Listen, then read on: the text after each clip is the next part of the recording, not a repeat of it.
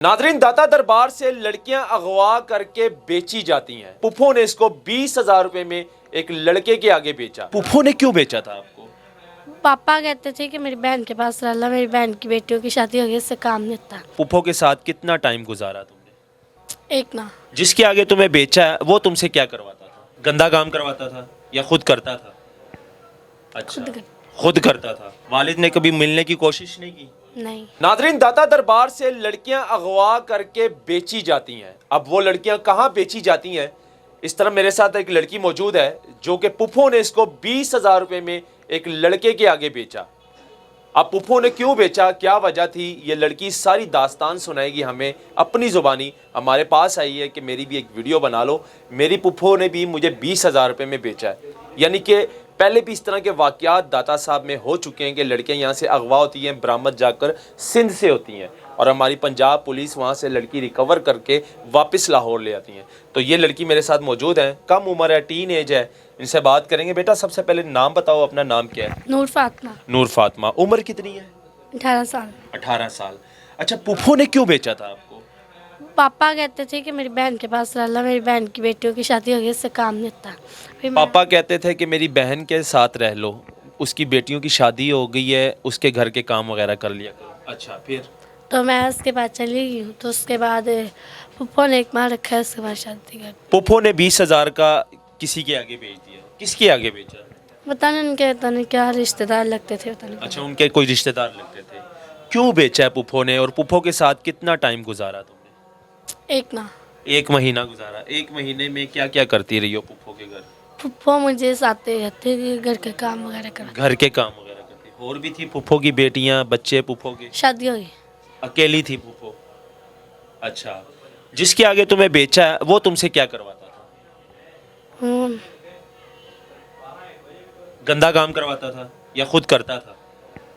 अच्छा, खुद कर। खुद करता था। और किसी लोगों से भी करवाता था या अकेला खुद करता था? अच्छा, यानी कि निकाह नहीं हुआ, निकाह के बगैर वो करता था तुम्हारे साथ गंदा काम। अच्छा, 20,000 रुपये में बेचा था। वो 20,000 किसने रखे थे? खुल के बोलो बेटा, डर किस बात का है? पानी। पुप्पो ने 20,000 रखा था। अच्छा, तो ये बात किसी को नहीं बताई तुमने? पुप्पो को मना भी नहीं किया कि मुझे किसके आगे बेच रही हो? अब्बू को नहीं बताया? पापा को बताया था एंड पे, जब पुलिस वाले आए थे। पुलिस वाले भी आए थे? पुलिस वालों को मैंने बुलाया था। तुमने बुलाया था पुलिस वालों को? अच्छा, कैसे बुलाया था, मतलब कि? आते घर के आगे गली में ढाना। अच्छा। चुंगी। अच्छा, तो चुंगी। वो लड़का तुम्हें चुंगी में, वो लड़के ने तुम्हें चुंगी में रखा हुआ था? चुंगी रहता है लड़का। अच्छा, चुंगी रहता था। उसने अपने घर में रखा हुआ था तुम्हें? उसके घर में कोई और, उसके रिश्तेदार, उसकी फैमिली? उसके माँ बाप सारे। अच्छा, सब थे। अपने फैमिली के मौजूदगी में तुम्हें रखा उस लड़के ने बगैर निकाह के, और तुम्हारे साथ गंदा काम करता रहा?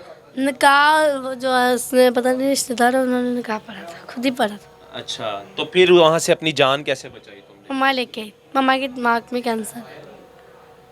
अच्छा, मम्मा तुम्हारी दाखिल थी, जब मम्मा सही हुई है तब मम्मा मुझे लेके आई। यानी कि तुम्हारी मम्मा हॉस्पिटल में थी, पेशेंट थी, उसको नहीं था पता, तब तुम्हारे पापा ने तुम्हें पुप्पो के घर भेजा, वहाँ से पुप्पो ने तुम्हें बेच दिया लड़के के आगे, इसी तरह ही?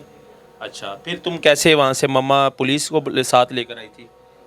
अच्छा, नहीं लेके आई थी। तुम पुलिस को तुमने बुलाया था? अच्छा, क्या वजह थी ये सब, ये मामला क्यों हुआ? पापा प्यार नहीं करते थे तुमसे? क्यों? पापा मुझे पे छोटी होती है अपने खाला के, मतलब मेरी खाला के कितनी पास। बहनें हो? एक ही। भाई है कोई? भाई नहीं है, एक ही बहन, अकेली अकेली हो? अच्छा, तो पापा ने क्यों, मतलब कि पुप्पो के घर रखवाया तुम्हें? पापा किसी और के साथ पापा उसने? कहता मेरे पास ना मेरी बेटी है। पापा क्या कहते हैं, सही बोलो। मेरे पास ना रहे मेरी बेटी। पापा क्या कहते थे? कि मेरे पास ना रहे। मेरे पास ना रहो, पापा ये कहते थे। तुम्हारी मम्मा की शादी पापा के साथ हुई, तलाक तो नहीं हो गई? हो गई। अच्छा, यानी कि तुम्हारे पापा ने मम्मा को छोड़ दिया, तलाक हो गई थी। उसके बाद पापा ने तुम्हें कहा कि तुम मेरे साथ ना रहो। तुम लोग मेरे साथ ना रहो, दोबारा के मिले ना कहीं भी, मैंने आपको मार देना। अच्छा, उसकी क्या वजह है? पता पापा ने कोई और दूसरी जगह शादी तो नहीं कर ली? नहीं। वही की है। दूसरी औरत की खातिर ये सब कुछ किया तुम्हारे सगे बाप ने? हाँ जी। तुम्हारा सगा बाप है? नाम क्या है उसका? शहबाज। शहबाज। सगे बाप ने जो है ना अपनी ही बेटी को पुप्पो के घर रखवाया, फिर वहाँ से पुप्पो ने जाके लड़के के आगे 20,000 में बेचा। अपनी जान बचाकर ये बच्ची आई। इसकी उम्र देख लो, टीन एज कितनी, 16-17 साल है, 18 साल, 18 साल इसकी उम्र है, टीन एज है। यानी कि हमारे मुआशरे में हिसाब लगा लो कि क्या क्या हो रहा है, बच्चियों के साथ ख़ास तौर पर क्या हो रहा है। यानी कि अपने जो सगे बाप हैं, जब तलाक़ें हो जाती हैं तो बच्चों का नहीं सोचते कि हमारे बच्चों का फ्यूचर क्या होगा तलाक़ होने के बाद। तलाक़ तो हो जाती है, घर अपने यानी कि घर उनके टूट जाते हैं, लेकिन वो ये नहीं सोचते, ना माँ सोचती है ना वालिद सोचता है कि उसके बाद हमारे बच्चों का फ्यूचर क्या होगा, बेटियों का फ्यूचर क्या होगा। ख़ास तौर पर जब बेटियां घर में हों और वो जवान हो, तब बाप को बड़े सोच समझकर फ़ैसले लेने चाहिए। यानी कि ये आपके सामने एक समझ ले कि एक ज़िंदा सबूत है जो आपके सामने खड़ा है। इसके बाप का साया इसके सर पर नहीं है, इसके बाप ने इसको छोड़ दिया, उसने दूसरी शादी कर ली, एक औरत की खातिर उसने अपनी बेटी तक छोड़ दिया और अपनी बेटी को बेच दिया। मैं तो यही कहूँगा कि बाप ने बेचा है, पुप्पो ने बाद में बेचा है, पहले बाप ने अपने पुप्पो के आगे बेच दिया। जब वालिद अपनी बेटी का ख्याल नहीं रखेगा तो फिर बच्चियों की ज़िंदगी पर क्या असर होगी। बच्चियाँ इसी तरह मार्केटों में बिकती रहेंगी, बाज़ारों में, क्योंकि उनके सर पर जो बाप का साया होता है ना, वो नहीं होता। तो बेटा कितनी मुश्किलात पेश आई तुम्हें बाहर माशरे में, जाहिर सी बात है। अब क्या करती हो तुम? अब कुछ भी नहीं, बाहर जाती हूँ। अब मम्मा के साथ हो कि अब्बू के साथ हो? मम्मा। मम्मा ख्याल रखती है, देखभाल तुम्हारी मम्मा भी मांगने जाती है, फिर मैं भी कभी कभी यानी कि भीख मांगती हो, मम्मा भी मांगती है और तुम भी मांगती हो। ये ज़िंदगी इसी तरह गुजार रहे हो। वालिद ने कभी मिलने की कोशिश नहीं की? नहीं। कभी ये नहीं कहा कि मेरी एक जवान बेटी है, उससे मिलूं, प्यार? कभी सर पर हाथ नहीं रखा वालिद ने?